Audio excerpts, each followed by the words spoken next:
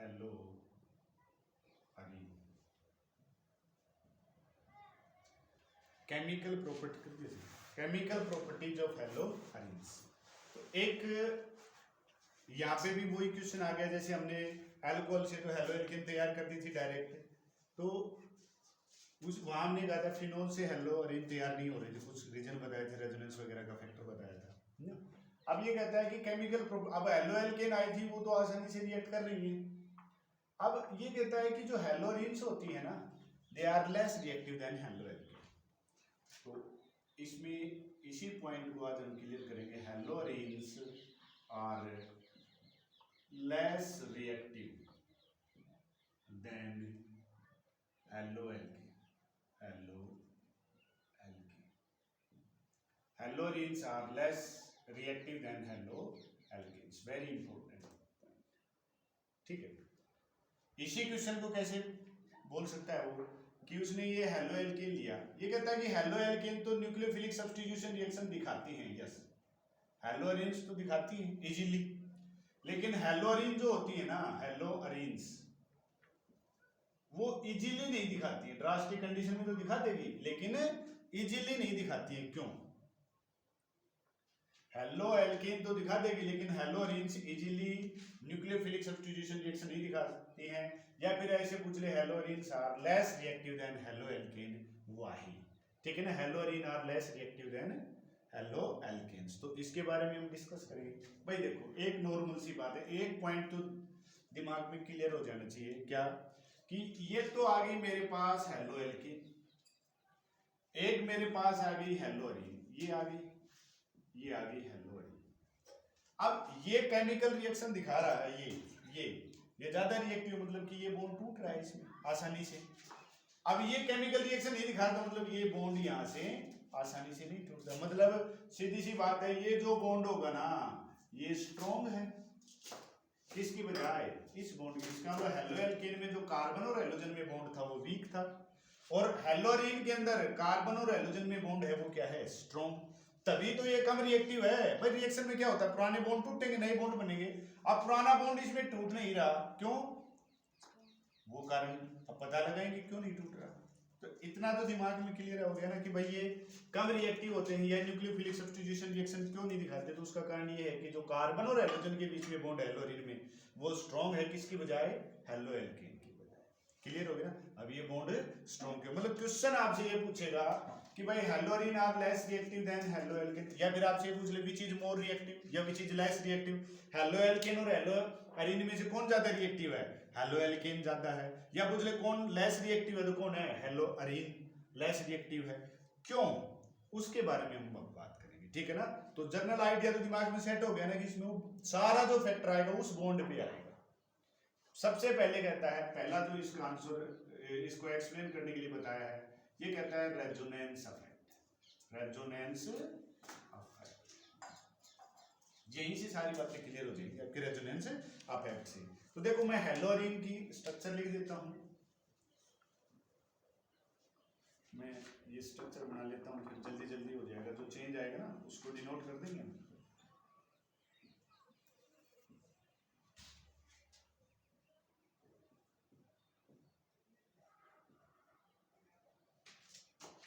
Double bond double bond double bond, और ये मेरे पास क्या आया था, कोई भी हेलोजन ले लिया मैंने, जैसे Cl ले लिया, ठीक है, और इसके पास कितने इलेक्ट्रॉन थे भाई, 7। तो एक तो बॉन्ड में आ गया, 6 किसकी फॉर्म में हो गई, लोन पेयर में, ठीक है ना। तो ये थोड़ा सा अच्छी तरह से देख लेना, ठीक है। अब देखो क्या होगा हमारे पास, बताओ। मैंने बताया था रेजोनेंस क्या होता है, लोन पेयर और पाई इलेक्ट्रॉन में कंजुगेशन होता है। तो ये लोन पेयर यहाँ क्या करेगा, बॉन्ड, और ये बॉन्ड पेयर यहाँ पर क्या करेगा, लोन पेयर। तो ये बॉन्ड तो ऐसे कैसे, ये बॉन्ड तो ऐसे कैसे आ गए। उसके बाद में ये जो क्लोरीन था इसके ऊपर कितने इलेक्ट्रॉन थे बताओ, 6, जिसमें से 2 किस में आ गए, बॉन्ड में। और ये जो ये बॉन्ड था ये किसकी फॉर्म में गया, यहाँ लोन पेयर की फॉर्म में। तो ये क्या आ गया, नेगेटिव चार्ज, और इस क्लोरीन ने इलेक्ट्रॉन दे दिया तो कैसे आ गया, पॉजिटिव चार्ज। मतलब यहाँ कार्बन और हेलोजन के बीच में कैसा बॉन्ड करेक्टर आ गया, डबल बॉन्ड करेक्टर आ गया, ठीक है ना। आगे क्या होगा बताओ, ये लोन पेयर यहाँ बॉन्ड करेगा, ये बॉन्ड पेयर यहाँ पर क्या कर देगा, लोन पेयर। तो मेरे पास क्या आएगा, ये तो यूं का ही हो गया Cl, ये किस में आ गया बॉन्ड, और ये बॉन्ड, ये जो बॉन्ड है यहाँ पर किस में आ गया, ये लोन पेयर में, और यहाँ पर पॉजिटिव चार्ज जो करूँ, ये लोन पेयर यहाँ बॉन्ड करेगा, ये बॉन्ड पेयर यहाँ पर लोन पेयर कर देगा। तो ये जो मेरे पास रेजोनेटिंग स्ट्रक्चर आई, उससे मुझे पता चला कि भाई कार्बन और हेलोजन में, हेलोअरीन में कैसा बॉन्ड आ गया बताओ, double bond, partial double bond character आ गया। अब उसमें तो हेलोएल्केन में तो रेजोनेंस नहीं थी, तो वहां पर डबल बॉन्ड करैक्टर नहीं होगा। सिंगल बॉन्ड होगा तो सिंगल बॉन्ड क्या होगा, वीक, ये डबल बॉन्ड है तो ये बॉन्ड क्या होगा, स्ट्रॉन्ग, तो उसके बजाय कम रिएक्टिव होगा कि नहीं बताओ। क्लियर हो गया पॉइंट, ठीक है। तो रेजोनेंस इफेक्ट की वजह से क्या कहेंगे, due to resonance, due to resonance in haloarene, haloarene, ये पूरा बना के फिर लिखोगे आप, haloarene carbon halogen bond acquire, acquire क्या बताओ, partial double bond character, double bond character, while जबकि in haloalkane, haloalkane there is no resonance, there is no resonance, वहां कोई रेजोनेंस नहीं होती है। So carbon halogen bond is single bond. कैसा bond है बताओ, हेलोएल्केन में कार्बन और हेलोजन में बॉन्ड कैसा है, सिंगल, लेकिन हेलोअरीन में तो रेजोनेंस की वजह से कार्बन और हेलोजन में कैसा बॉन्ड आ गया, पार्शियल डबल बॉन्ड करैक्टर। तो क्या होगा, हेलोअरीन में CX बॉन्ड स्ट्रॉन्ग हो गया, सो इन हेलोअरीन, हेलोअरीन्स के अंदर CX bond, carbon halogen bond is stronger, stronger then in haloalkane. Haloalkane में जो CX बॉन्ड है उसकी बजाय हेलोअरीन में बॉन्ड क्या गया, स्ट्रॉन्ग आ गया, so they are, so haloarene are, haloarene are less reactive. समझ में आया कि नहीं बताओ, क्लियर हो गया। ये तो हमने बता दिया कि हेलोअरीन लेस रिएक्टिव होते हैं हेलोएल्केन से, क्यों, पहला पॉइंट क्या कहता है, रेजोनेंस इफेक्ट। तो रेजोनेंस इफेक्ट क्या कहता है कि भाई रेजोनेंस की वजह से हेलोअरीन में जो कार्बन और हेलोजन में वो कैसा करैक्टर आ गया, डबल बॉन्ड, जबकि हेलोएल्केन जो होती है हमारी, हेलोएल्केन वहां पर कोई रेजोनेंस नहीं होती है। तो रेजोनेंस नहीं है, यहां पर रेजोनेंस नहीं है, तो कार्बन और हेलोजन में कैसा बॉन्ड होता है, सिंगल बॉन्ड, जबकि हेलोअरीन में कैसा आ गया, डबल बॉन्ड करैक्टर आ गया। तो डबल बॉन्ड आ गया तो बॉन्ड क्या होगा, स्ट्रॉन्ग होगा, किसमें, हेलोअरीन में। बॉन्ड स्ट्रॉन्ग हो गया तो कम रिएक्टिव होगा। क्लियर हो गया कि नहीं पहला पॉइंट, ठीक है। दूसरा,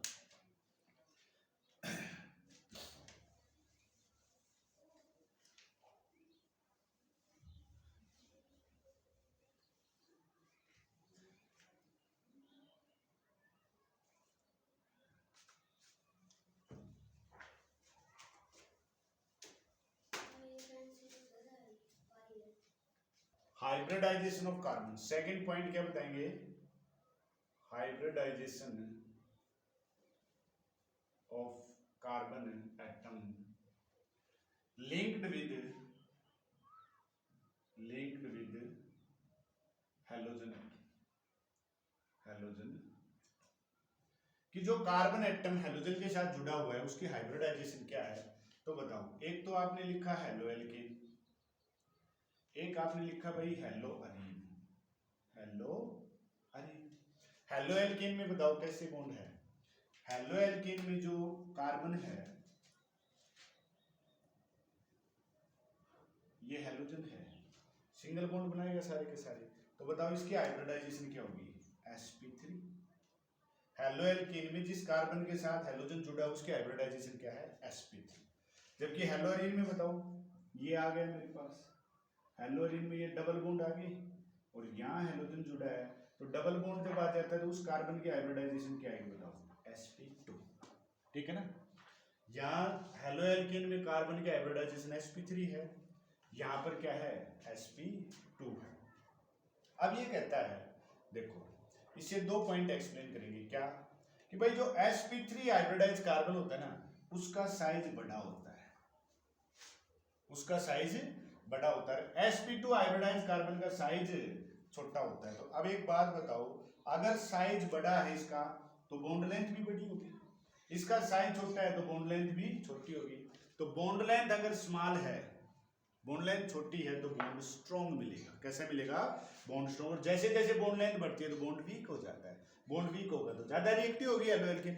बॉन्ड लेंथ कम है तो बॉन्ड स्ट्रॉन्ग होगा तो हेलो अरीन कम रिएक्टिव होगी। समझ में आ गई नहीं? हमें तो ये बताना है कि ये कम रिएक्टिव, इसका मतलब ये बॉन्ड स्ट्रॉन्ग मिलेगा, तो वो पॉइंट एक्सप्लेन करना है बस। तो यहाँ ये हेलो एल्केन में कौन से कार्बन के साथ जुड़ा था? sp3 hybridise. और ये sp2। sp3 hybridize carbon atom का साइज बड़ा होता है sp2 की बजाय, तो साइज छोटा होगा यहाँ एलोरीन में, तो बॉन्ड लेंथ छोटी होगी, बॉन्ड लेंथ छोटी होगी तो बॉन्ड स्ट्रॉन्ग होगा। यहाँ पर बॉन्ड बड़ा है, तो क्या लिखेंगे? In haloalkane, in haloalkane, H stand for haloalkane, halogen atom is linked with किसके साथ? With sp3 hybridize carbon atom, hybridized carbon atom, while in haloarene, haloarene halogen atom is linked with किसके साथ बताओ? sp2 hybridized carbon,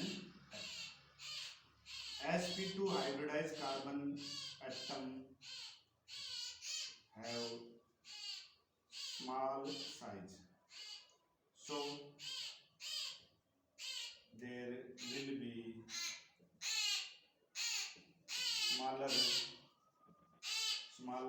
CX bond length, smaller CX bond length in हेलोरीन। इसलिए हेलोरीन में जो carbon और halogen की जो बॉन्ड लेंथ होगी वो क्या होगी? Small, hence bond will be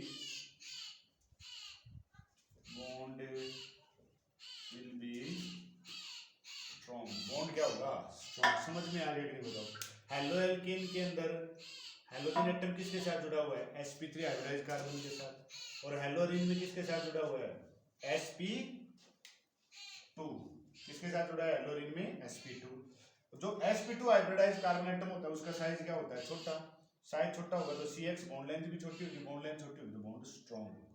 दूसरा पॉइंट क्लियर हो गया। इसी पे हाइब्रिडाइजेशन पे एक और पॉइंट बताएंगे हम। क्या कह रहे हैं ये? देखो, हाइब्रिडाइजेशन के हिसाब से देखो भाई, इसमें हेलो एल्केन में जो कार्बन है उसकी हाइब्रिडाइजेशन क्या है? sp3। और इसमें कौन सी हाइब्रिडाइजेशन? sp2। अब देखो इसमें टोटल 1 s है और 3 क्या है? p। टोटल कितने हो गए? 4 ऑर्बिटल s और 3 p के। तो s का करेक्टर कितना आ गया? 25%। अरे भाई 4th है नहीं, 1/4 है नहीं ये। अरे 100 में 100 को 4 से 100% को 4 से भाग करो, एक का हिस्सा कितना आ गया? 25%। तो ये तो एक ही तो है। और 75 किसका बच गया? p का बच गया। तो 20 मतलब s करेक्टर कितना है? 25% s करेक्टर sp3 हाइब्रिडाइजेशन वाले का। इसका बताओ कितना आया? इसमें 3 हिस्से हो गए, 2p और 1s, तो बताओ कितना आया? 33.3% s। हेलो एल्केन में जो कार्बन है वो जो है हेलोजन के साथ जुड़ा उसका sp3 हाइब्रिडाइजेशन है, तो यहाँ पर 25% s करेक्टर है। और इसमें कितना है? 33 s करेक्टर। एक पॉइंट दिमाग में नोट कर लेना, क्या? कि भाई जितना ज्यादा एस करेक्टर होगा ना हाइब्रिडाइजेशन में, उतनी ज्यादा इलेक्ट्रोनेगेटिविटी होगी। ठीक है ना? More the S character in hybridization, more will be electronegativity of carbon atom. More the S character in hybridization, more will be electronegativity of carbon atom। ठीक है? अब देखो इसको कैसे एक्सप्लेन करेंगे। यहीं से वही बात है कि भाई हेलो एल्केन में हेलोजन एटम किसके साथ जुड़ा हुआ है? sp3 हाइब्रिडाइज के साथ। और हेलोरीन में किसके साथ जुड़ा हुआ है? sp2 हाइब्रिडाइज कार्बन एटम के साथ। ठीक है? हेलो एल्केन में there is 25% s character, 25% S character and in haloarene, haloarene में कितना है बताओ, हेलोरीन देयर इज कितना है बताओ 33.3% एस करेक्टर।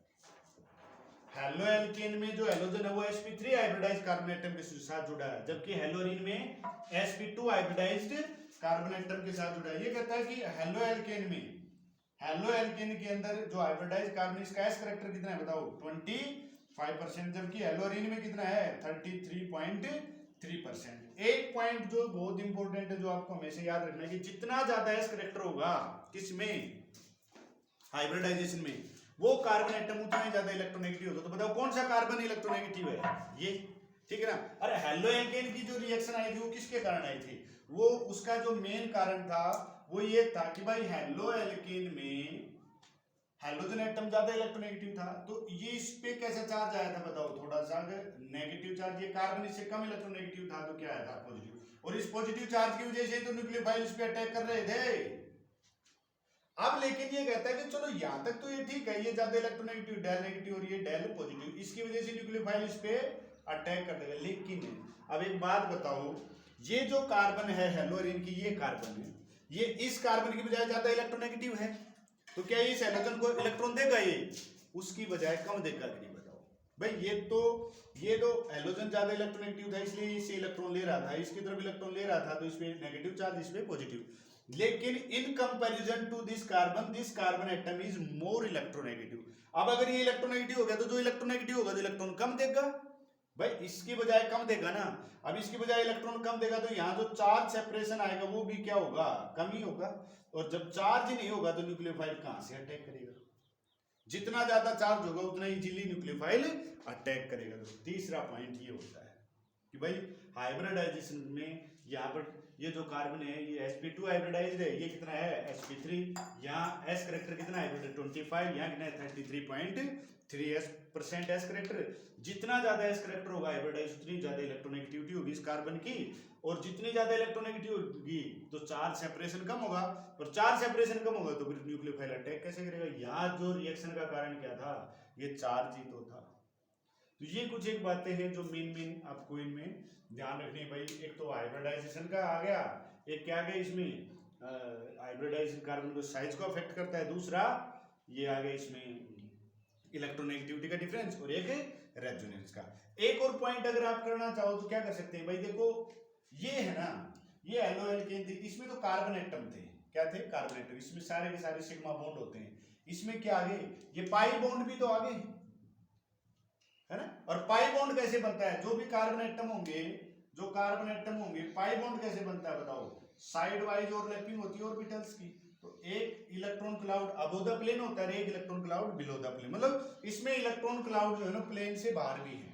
तो जब न्यूक्लियोफाइल आएगा, और न्यूक्लियोफाइल भी क्या है इलेक्ट्रॉन रिच स्पीशीज, बताओ इनमें रिपल्सन होगा कि नहीं, तो ये न्यूक्लियोफाइल को भगा देंगे, जबकि यहाँ पर तो ऐसा कोई पाई इलेक्ट्रॉन का क्लाउड नहीं था ना, तो ये भी रिपल्सन भी यहाँ काम करेगा, इसलिए न्यूक्लियोफाइल जल्दी से इनके पास नहीं आते। समझ में आ गया क्या कहोगे कि भाई हेलोरीन के अंदर पाई इलेक्ट्रॉन क्लाउड जो होता है ना वो इनकमिंग न्यूक्लियोफाइल को रिपेल करता है, क्योंकि वो भी तो न्यूक्लियोफाइल जो है वो भी इलेक्ट्रॉन रिच स्पीशीज है, इसके पास भी इलेक्ट्रॉन पहले से ज्यादा है, तो इनमें रिपल्सन होगा तो ये दूर जाएंगे, फिर क्यों आएगा, इसके पास आएगा जब ही तो रिएक्ट करेगा।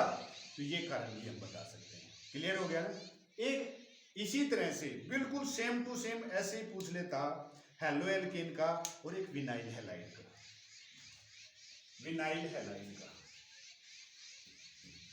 भाई हेलो एल्केन ज्यादा रिएक्टिव होती है या विनाइल हैलाइड, और क्यों,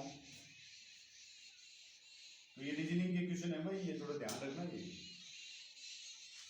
ऑर्गेनिक केमिस्ट्री तो देखा जाए तो यही है, और तो बाकी रट्टे मार रहे हैं।